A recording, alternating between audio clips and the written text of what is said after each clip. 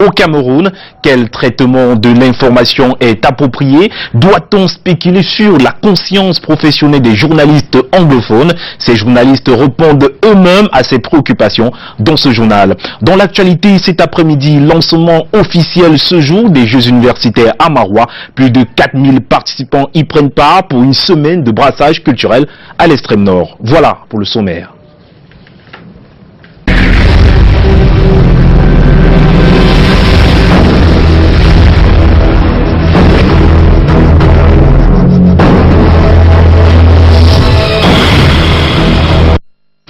Bienvenue à tous. Ouvrons ce journal avec notre chiffre du jour qui est 21. Ce chiffre représente la 21e édition des Jeux universitaires qui se tiennent à Maroua ce jour. C'est donc ce vendredi 5 mai 2018 que s'ouvrent officiellement ces Jeux dans la région de l'extrême nord. Plus de 4000 athlètes et encadreurs participent à cette grande messe du sport à Maroua. Pendant une semaine donc, les étudiants des 10 régions du Cameroun vont s'affronter avec sympathie pour magnifier le vivre ensemble.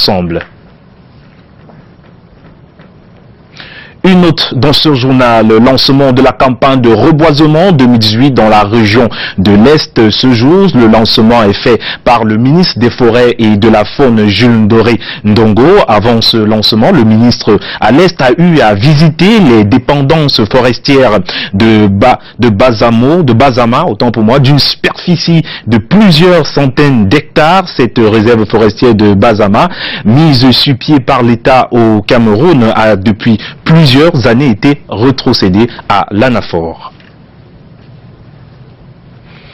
Dans ce journal, les mototaximens du ONCAM ont procédé depuis quelques jours à leur enregistrement et identification comme voulu par le ministre de l'administration territoriale à Tangadi. Cette rencontre entre mototaximens et autorités de la ville a été présidée par le préfet du ONCAM. Le reportage est signé Christian Bousso et Pierre Maringo. Conformément à la circulaire du ministre de l'administration territoriale à Tanganji, parlant recensement et identification des mototaximans, le préfet du ONCAM Mamoudou et tout son état-major ont procédé ce jour à la mise en exécution de cette note. C'est dans la salle des fêtes de la mairie de Bandia que ceux des mototaximans de Bandia et ses environs sont passés prendre part à cette campagne. Leur nombre n'a pas laissé le préfet indifférent. Le premier objectif, c'était d'abord de répercuter le message de son Excellence le ministre de l'administration territoriale, qui a d'ailleurs parlé à certains responsables au niveau de Bafoussam, qui avaient été invités. Mais davantage, nous les autorités locales, nous nous rapprochons davantage de ceux qui sont à la base. Il est question de leur rappeler que la tolérance administrative a assez duré et que nous devons passer à l'application totale du texte du Premier ministre en ce qui concerne la profession de mototaxi au Cameroun. Nous leur avons donné rendez-vous. Il est question pour les uns et les autres de s'arrimer à ce texte-là pour que nous sortions de tous les désordres que nous vivons. Les benskillers ont 3 mois pour se mettre à jour car la campagne vise à extraire du milieu d'eux les mauvaises graines, faute de quoi les sanctions vont suivre. Les sous-préfets, les maires et les forces de maintien de l'ordre ont été invités à veiller à la mise en application de cette circulaire. Journée mondiale de la liberté de la presse, elle s'est célébrée hier par les hommes et femmes des médias. Au Cameroun, au regard du contexte sécuritaire dans les parties nord-ouest et sud-ouest du pays, les journalistes d'expression anglaise ont tenu à réaffirmer leur engagement pour un traitement objectif de l'actualité. Monina aussi et Martin Luther Ndjomo. Le journaliste doit travailler avec intégrité, rester courageux et solidaire vis-à-vis de ses confrères. C'est un métier noble. Message du Kamasej, l'organisation syndicale des journalistes d'expression anglaise du Cameroun, ce 3 mai, journée internationale de la liberté de la presse. C'est un message de beaucoup plus de professionnalisme, c'est un message de beaucoup plus de responsabilité, c'est un message de respect des normes de la profession. Parce que si vous respectez les normes de la profession, sur le plan déontologique et tout, vous vous mettez à l'abri. Et surtout, il faut avoir ce qu'on appelle en anglais les facts, il faut avoir les faits avant d'aller annoncer. En évaluant les fondamentaux de la liberté de la presse, l'accès aux sources d'information reste un obstacle à la pratique du métier au Cameroun. l'Assemblée nationale doit siéger pour prendre un acte, pour instruire le gouvernement ou les institutions ou les structures étatiques de permettre aux journalistes d'avoir l'accès à l'information. Parce que quand les journalistes n'ont pas accès à l'information, bon, ils disent n'importe quoi et les politiciens sont les premiers à se plaindre que les journalistes racontent n'importe quoi.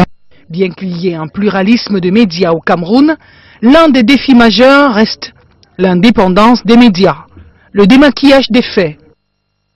Donner la réalité de ce qui se passe. La guerre du Vietnam, si les journalistes américains ne partaient pas sur le terrain et rapporter la réalité de ce qui se passe au Vietnam, le président Nixon ne devait pas demander qu'on arrête la guerre. Donc dans ce contexte comme le cas du Cameroun, il faudra seulement que les journalistes font leur travail honnêtement et les histoires qu'on dit le journalisme patriotique n'existe pas. Donc faire le reportage, donner la réalité de ce qui se passe sur le terrain. Ce 3 mai au Kamasej, c'est non seulement l'échange d'expériences sur la pratique du métier, mais aussi une réflexion relative à la liberté de la presse et à la déontologie. Le verre reste à moitié plein. C'est sous le thème médias, justice et État de droit, les contrepoids du pouvoir, que s'est célébrée cette journée mondiale de la liberté de la presse. Les hommes des médias ont tenu de nombreuses activités à cette occasion. À Bafoussam donc, les membres du club Média Ouest ont eux aussi célébré cette journée. Écoutons ce reportage que nous proposent Julio Trésotano et Michel Foucault. C'est un moment de partage entre les membres du club Média Ouest. Réunis dans la salle de banquet du gouverneur de la région de l'Ouest, ils se concertent et festoient à l'occasion de la journée mondiale de la liberté de la presse. Des dérives sont dénoncées et quelques revendications faites. Nous avons voulu lancer le projet Ouest Média Info aujourd'hui pour donner à la région de l'Ouest ce nouvel outil qui aujourd'hui se présente comme la principale fenêtre de promotion de la destination Ouest sur le plan politique, économique, sportif, culturel et touristique. Les fils de l'Ouest et de la diaspora pourront à travers cette plateforme numérique avoir une information en temps réel sur la vie des communautés dans la région de l'Ouest.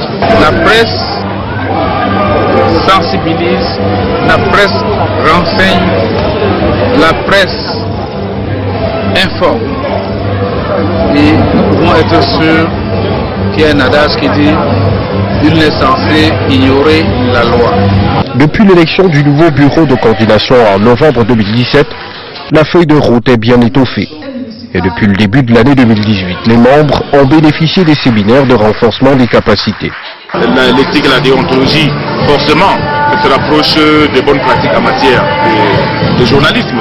Donc aujourd'hui, je pense que le message du CMO est en train de porter. Les journalistes sont en train de prendre conscience de ce que leur rôle est important pour le développement de leur communauté.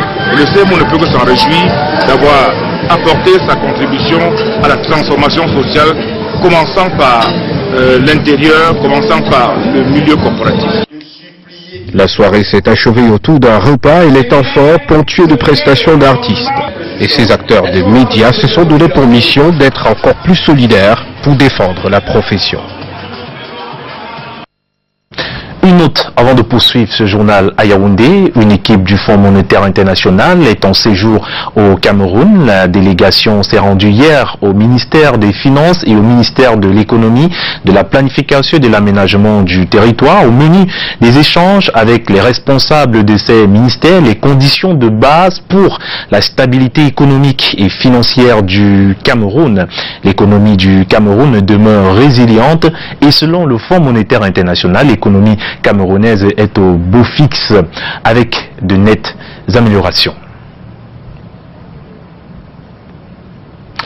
On va donc regagner Yaoundé pour la suite de ce journal. Malheureusement, non.